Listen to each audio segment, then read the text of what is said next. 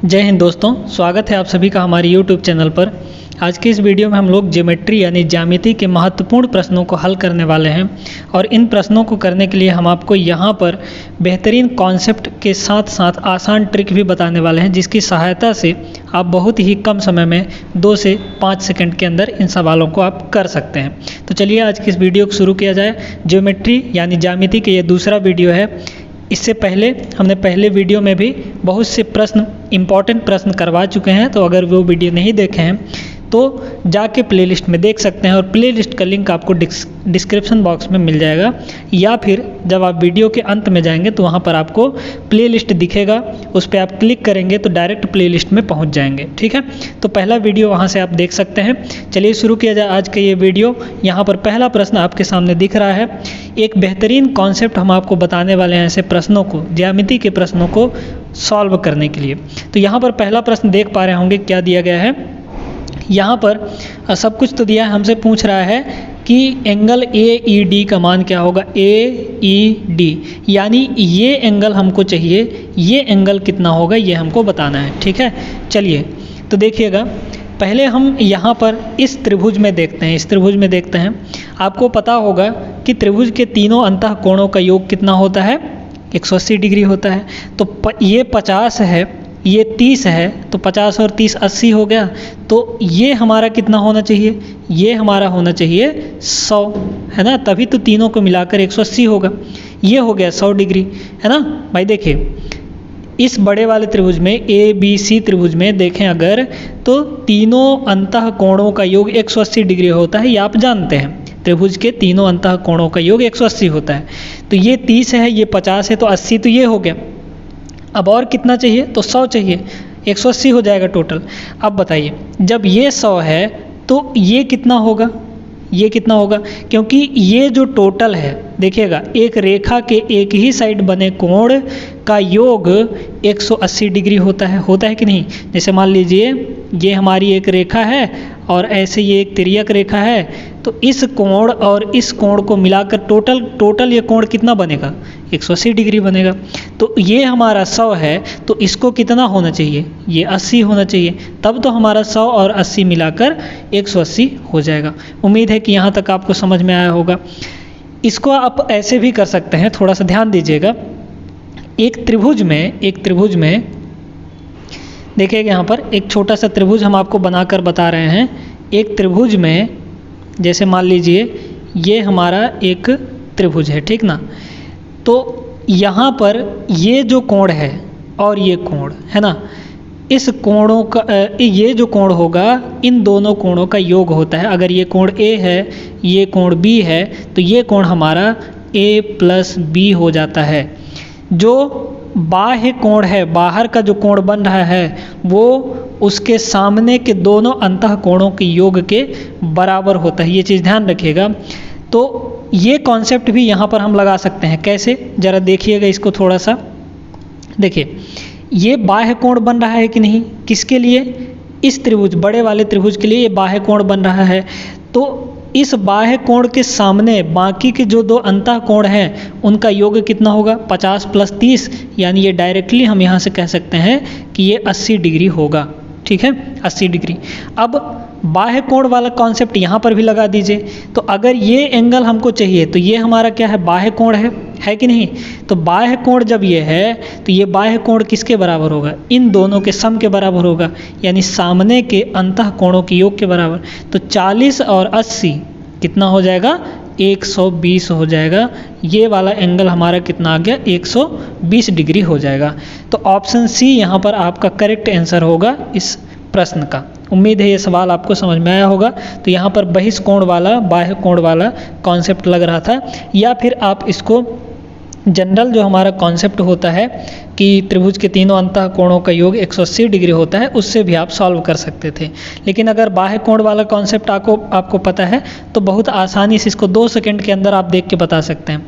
50 30 80, ये 80 होगा, 40 20 120, 40 और 80 120, ये 120 हो जाएगा। ठीक है, चलिए चलते हैं अपने अगले सवाल पर।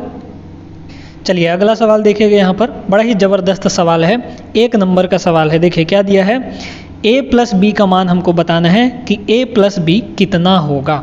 ठीक है। पहले तो हमको x का वैल्यू चाहिए, x का वैल्यू जब तक हमको नहीं मिलेगा तब तक हम a और b का वैल्यू नहीं निकाल सकते, मानी a प्लस b का वैल्यू नहीं बता सकते। तो चलिए देखिए, ये जो है एक हमारा क्या है यहाँ पर, ये हमारा क्या है, ये एक लाइन है कि नहीं। इस लाइन के ऊपर, इस सीधी रेखा के ऊपर जितने भी कोण हैं उन सभी का योग कितना होगा, 180 डिग्री होगा। यानी ये टोटल कोण, टोटल एंगल कितना हो जाएगा, 180 डिग्री हो जाएगा। तो सभी को जोड़ दीजिए, x/2 और ये तीनों को जोड़ेंगे तो हमारा 180 डिग्री के बराबर होगा। तो यहाँ पर जब हम जोड़ेंगे तो कितना होगा, x/2 और प्लस 5 इंटू x/2 -1, और ये जो तीसरा कोण है हमारा क्या है, x + 9 है। इसको टोटल करेंगे तीनों को तो ये किसके बराबर होगा, 180 डिग्री के बराबर हो जाएगा। अब यहाँ पर इसको सॉल्व कर लीजिए तो ये x/2, ये 5x/2 हो जाएगा। तो x/2 5x/2 6x/2 नहीं हुआ, बिल्कुल हो जाएगा। और प्लस ये 5 को अंदर मल्टीप्लाई किए हैं तो ये -5 हो जाएगा।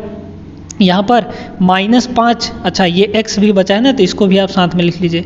ये हुआ -5 और ये +9, तो -5 और +9 कितना हो जाएगा, प्लस का 4 हो जाएगा, बराबर यहाँ पर ये 180 डिग्री होगा, है ना। अब इसको जोड़िए, देखिए इसको यहाँ से आप काट सकते हैं तो ये हो गया 3x + x कितना हो जाएगा, 4x हो जाएगा, और बराबर इस +4 को उधर ले जाके घटा दीजिए, 180 - 4 यानी 176 हो जाएगा। यहाँ से x की वैल्यू कितनी आ गई आपके पास, बताइए तो, 176/4, 4 से इसको काटिए तो 4 चौक 16, 1 बचा, 4 चौक 16 यानी 44 आ जाएगा। x की वैल्यू हमारे पास 44 आ गई। अब एक बात बताइए, x तो हम निकाल लिए हैं, ठीक है, x हम निकाल लिए हैं। अब इस त्रिभुज में देखिए, इस त्रिभुज में देखिए जहाँ a b और ये वाला कोण है, ठीक है। तो एक बात बताइए, ये जो एंगल है हमारा, इसको थोड़ा सा यहाँ पर देखिए, ये एंगल, ये इतना एंगल, ये इतना एंगल, इतना एंगल क्या है, इसके लिए बहिष्कोण का काम कर रहा है कि नहीं, बाह्य कोण का काम कर रहा है। देखिए इस छोटे वाले त्रिभुज में, इस छोटे वाले त्रिभुज में ये बाह्य कोण का काम कर रहा है, और ये जो बाह्य कोण है वो किसके बराबर होगा, सामने के दोनों अंतः कोणों के योग के बराबर हो जाएगा। यानी a + b निकालने के लिए हमको ये चाहिए, ठीक है, ये एंगल चाहिए। तो बताइए, यहाँ पर टोटल 180 है, 180 में से इसको अगर हम घटा दें, 180 में से इस एंगल को अगर हम घटा दें तो हमारे पास ये एंगल आ जाएगा। तो क्या हो जाएगा, 180 में से टोटल चूँकि 180 है, 180 में से x + 9 को घटा देना है, यानी x + 9, x + 9 का मतलब क्या है, x + 9 का मतलब क्या है, x का मान 44, 44 + 9 कितना हो जाएगा, यहाँ पर 9 4 13 53 हो जाएगा, ठीक है। 180 में से x + 9 को हमने घटा दिया, तो इसको घटाइए तो कितना आ जाएगा, 10 में से 3 गया 7, और 17 में से 5 गया 12, है ना, यानी 127 डिग्री आ जाएगा ये वाला एंगल। ये एंगल, टोटल एंगल कितना आ गया हमारे पास, 127 डिग्री। और यही जो होगा, यही एंगल a + b के बराबर हो जाएगा, यानी 127 बराबर क्या होगा, दोनों अंतः कोणों के योग के बराबर। तो a + b का वैल्यू कितना है आपके पास, 127 डिग्री आ जाएगा यहाँ पर। उम्मीद है ये सवाल भी आपको समझ में आ गया होगा।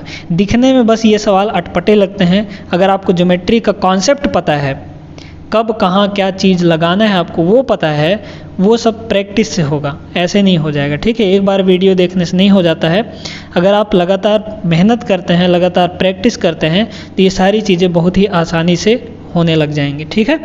चलिए चलते हैं अपने अगले सवाल पर। चलिए अगला सवाल देखिएगा, यहाँ पर क्या दिया है, आकृति में AB और CE ये दोनों समांतर हैं, BC और FG ये दोनों समांतर हैं। तो x डिग्री का वैल्यू बताना है। यहाँ पर जो x है ना, इसका वैल्यू हमको फाइंड करना है।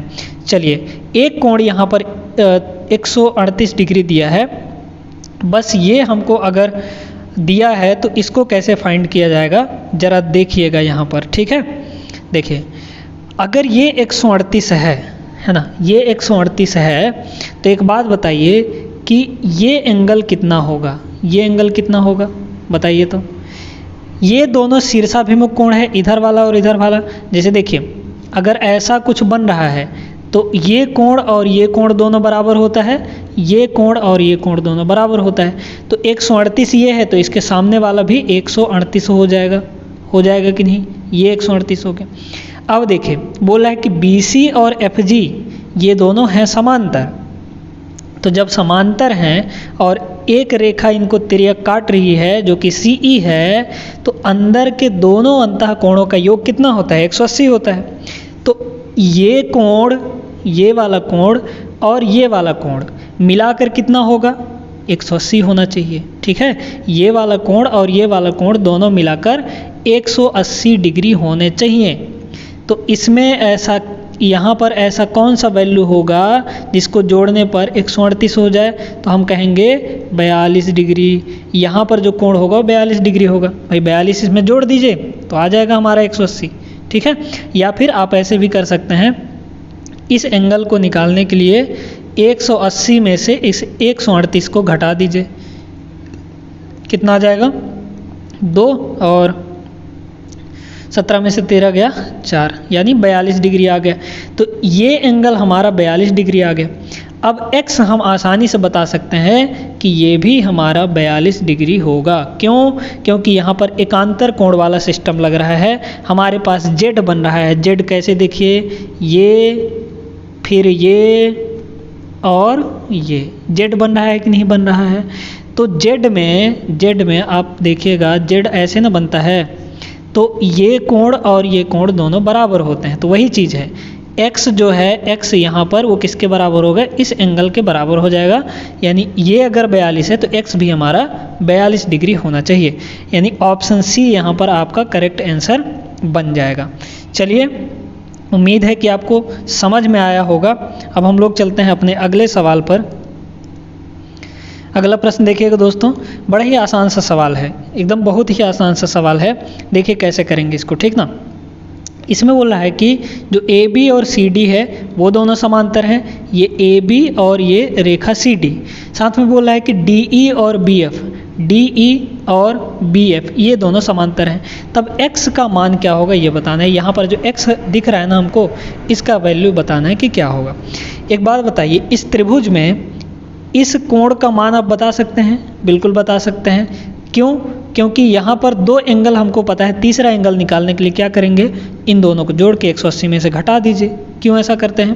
क्योंकि त्रिभुज के तीनों अंतः कोणों का योग 180 होता है। तो 180 में से हम किसको घटाएंगे, अगर ये कोण हमको चाहिए तो इन दोनों को जोड़कर, तो इन दोनों को जोड़कर घटा दीजिए। तो 8 4 12 और 5 यानी 125 हो जाएगा। अब घटाइए इसमें 180 में से, तो ये हो गया 5 और यहाँ पे 17 में से 12 गया, ये आ जाएगा 5। ठीक है, तो ये एंगल यहाँ पर, ये वाला एंगल हमारे पास कितना आ गया, 55 डिग्री का आ जाएगा। कितना आ जाएगा, 55 डिग्री का आ जाएगा। अब देखिए, जब ये 55 है तो ये भी हमारा 55 डिग्री होगा। क्यों? क्योंकि दोनों समांतर हैं, है ना भाई, ये समांतर हैं।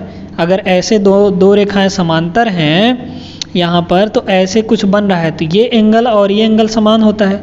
वहीं पर इसको भी देख सकते हैं कि ये दोनों संगत कोण हैं, तो ये 55 है तो ये भी 55 होगा, क्योंकि ये रेखा और ये रेखा दोनों समांतर बोल रहा है आपको। ठीक है, चलिए अब देखिए, जब ये 50 है तो आप इसको ये 55 है ना, ये यहाँ पर 55 डिग्री है ना। तो अगर ये 55 है तो आप इसको बता सकते हैं। कैसे बताएंगे? क्योंकि ये 2 समांतर रेखाएं हैं, समांतर रेखा के एक ही और अंतः कोण जब बनते हैं उनका योग 180 होता है। तो x और 55 मिलाकर, x और 55 डिग्री मिलाकर कितना होना चाहिए, 180 डिग्री होना चाहिए। तो यहाँ से x की वैल्यू आप फाइंड कर सकते हैं, कितना हो जाएगा, 180 माइनस 55 हो जाएगा। यहाँ पर ये आ जाएगा कितना, घटाइएगा ज़रा, 125 आ जाएगा। कितना आ जाएगा, 125 आ जाएगा। ठीक है, तो 125 डिग्री इसका आंसर होगा, यानी ऑप्शन C यहाँ पर करेक्ट आंसर हो जाएगा। उम्मीद है ये सवाल भी आपको क्लियर हो गया होगा। चलते हैं अपने अगले सवाल पर। अगला प्रश्न देखिएगा दोस्तों, यहाँ पर बड़ा ही ज़बरदस्त सवाल है। क्या दिया गया है? 3 सरल रेखाएं x, y और z समांतर हैं और कोण चित्र में दर्शाए अनुसार हैं। ये कोण जो है वो चित्र में दिखाए गए हैं आपको। AFB, एंगल AFB का मान क्या होगा? अब AFB कहाँ है देखिएगा, AFB यानी ये एंगल हमको चाहिए, ये एंगल बताना है कि कितना होगा। ठीक है, चलिए बड़े ही गौर से समझिएगा इस चीज़ को। देखिए एक बात बताइए, अगर ये 80 है तो ये भी 80 होगा, ये 80 होगा। ठीक है, क्यों? क्योंकि ये दोनों शीर्षाभिमुख कोण है, इधर वाला कोण और इधर वाला कोण दोनों बराबर हो जाएंगे। ऐसे ही ये कोण और ये कोण दोनों बराबर हो जाएंगे। ठीक है, तो अगर ये 80 है तो ये भी 80 हो गया। अच्छा, अब यहाँ पर देखिएगा Z बन रहा है ना, Z बन रहा है। या फिर आप इसको ऐसे भी समझ सकते हैं कि यहाँ पर थोड़ा सा आपको दिखाते हैं कि कौन कौन सा, ये और ये है ना, इनको ज़रा गौर से देखिएगा। अगर ये 125 है, ये वाला 125 है, ये 125 है, तो ये एंगल कितना होगा आप बता सकते हैं क्या? क्योंकि ये समांतर रेखाएं हैं, ये दोनों समांतर रेखाएं हैं, तो एक तिर्यक रेखा के एक ही साइड बने अंतः कोणों का योग कितना होता है? 180 डिग्री होता है। ध्यान दीजिएगा, अगर ये दो समांतर रेखाएं हैं और एक तिर्यक रेखा काट रही है तो एक ही साइड के दो अंतः कोण है ना, इन दोनों का योग कितना होगा? 180 होगा। और इसका योग भी 180 हो जाएगा। ये चीज़ ध्यान में रखिएगा। ठीक है, तो यहाँ पर अगर ये 125 है तो ये कितना डिग्री होगा? 55 डिग्री होगा, क्योंकि 125 और 55 मिलाकर 180 हो जाते हैं। ठीक है, तो ये हमारे पास कितना आ जाएगा? 55 डिग्री आ जाएगा, 55 डिग्री आ जाएगा। ठीक है, बड़े गौर से समझते जाइए। ये 55 डिग्री आ गया। अच्छा, अगर ये 30 डिग्री है तो ये कितना होगा? ये हमारा कितना होगा? ये भी 30 डिग्री हो जाएगा। क्यों? क्योंकि शीर्षाभिमुख कोण है। देखिए ये कोण और ये कोण दोनों बराबर होंगे, क्योंकि ये रेखा और ये रेखा मिलाकर यहाँ पर काट रही हैं एक दूसरे को, तो ये शीर्षाभिमुख कोण हो गया। तो ये जब 30 है तो ये भी 30 होगा, यानी ये टोटल मिलाकर कितना हो गया? ये टोटल मिलाकर हो गया 55 और 30 यानी 85 है ना। कितना हो जाएगा?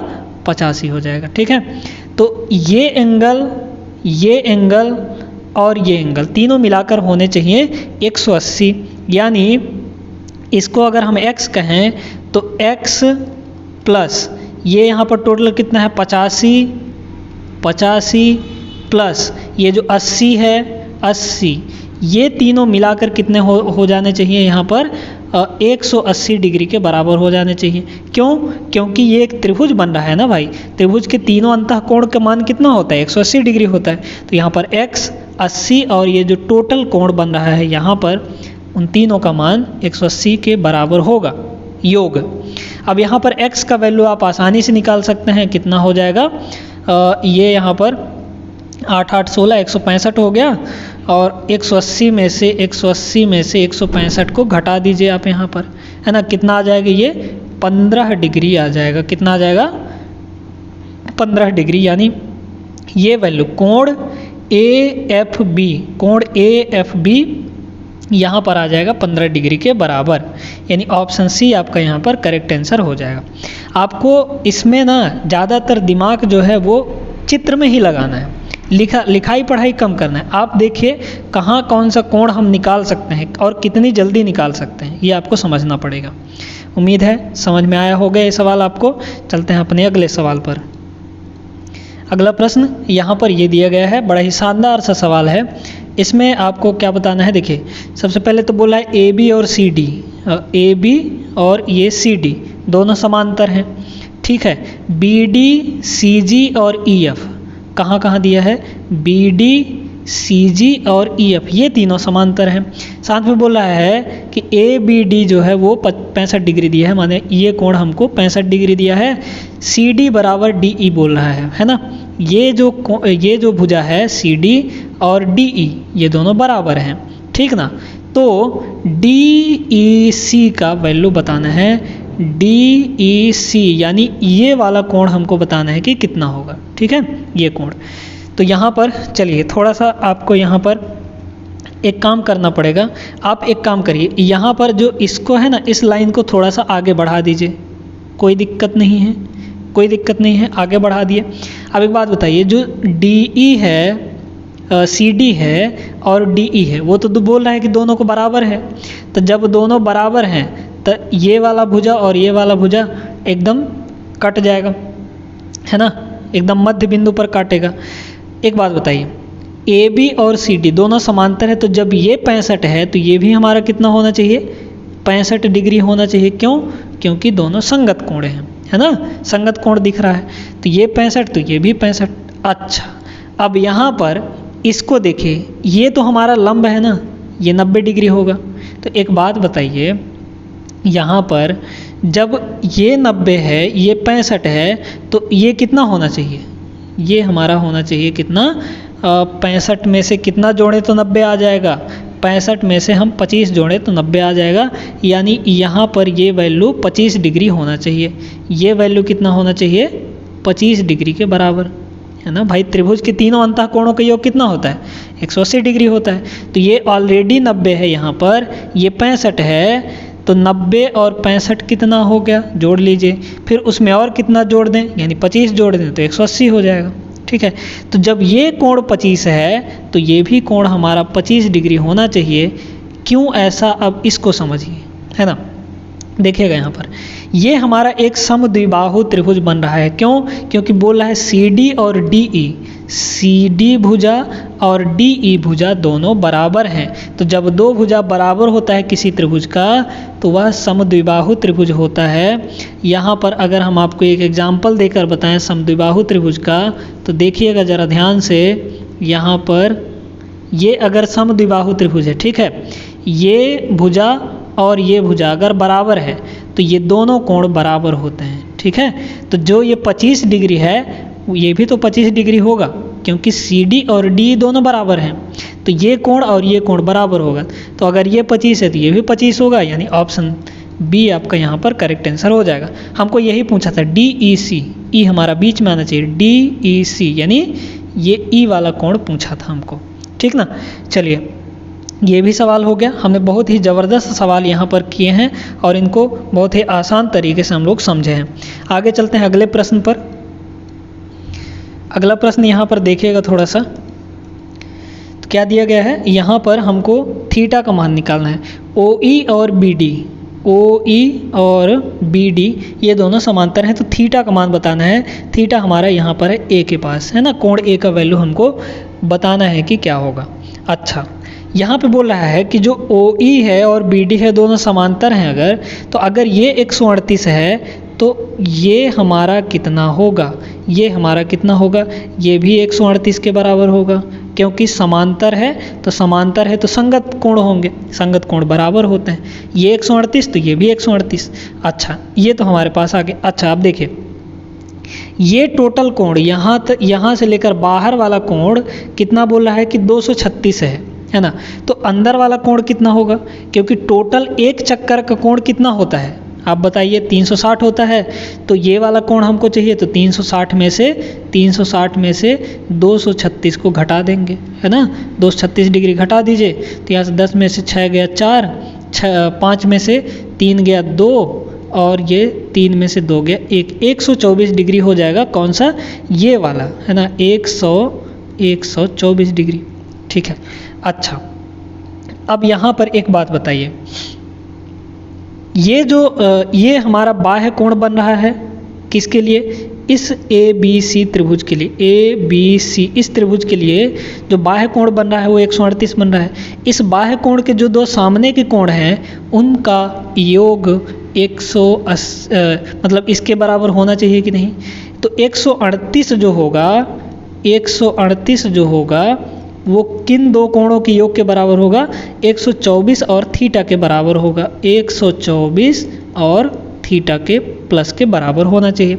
यहाँ से आप थीटा की वैल्यू क्या निकाल सकते हैं, 138 में से 24 को घटा दीजिए, 138 माइनस 124 कितना आ जाएगा, ये 4 और 13 में से 12 गया 1, यानी 14 डिग्री आ जाएगा।